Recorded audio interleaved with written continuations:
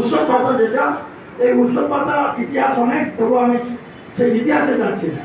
আপনাদেরকে আমাদের নেতৃত্বে গিয়েছেন, যেটা আমি আর ডিসি আর শিক্ষামন্ত্রী তিনজনে মিলে আপনাদের অবৈধ টাকা, যেটা কোনো অবস্থাতে দেওয়া যাবে না, ফান্ড নাই, তখন আমি আপনাদের যে ব্যাংকে পড়ে থাকা অবৈধ টাকা, সেই টাকাটা কি একজন শিক্ষক মারা গেছে, তার নামে টাকা ব্যাংকে আসতেছে, এরকম ঘটনা না?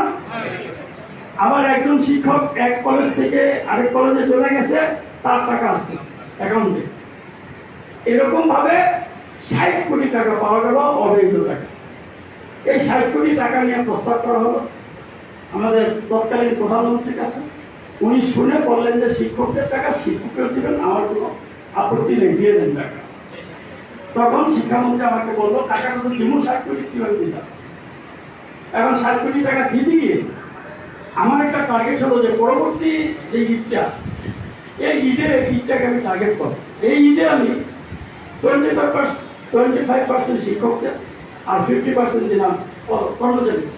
তো মন্ত্রী আমাকে বলবো যে দেখো, তোমাকে আমি পছন্দ করি একটাই কারণে, তুমি ইচ্ছা করলে 27.5% দিতে পারো, কিন্তু কর্মচারীরা সংখ্যা কম, তুমি তাদেরকে 50% দেওয়া যেই একটা তাদের সম্মান দেখানো, তাদের তো প্রতিনিধি নাই, তাদের পক্ষে কথা বলবে কি? তো তুমি যেটা দেখাইয়েছ, এটা আমি অত্যন্ত খুশি হয়েছি।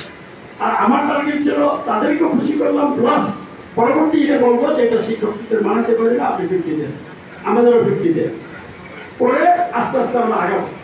সেটা আমরা সময় সুযোগ আর পাইনি। এই 25% আপনারা পাচ্ছেন, এখনো 50% কর্মচারীরা পাচ্ছেন। এই যে আপনার 16 বছরে 17 বছরে এই 25 কি 26 হয়েছে, আর 50 কি 51 হয়েছে?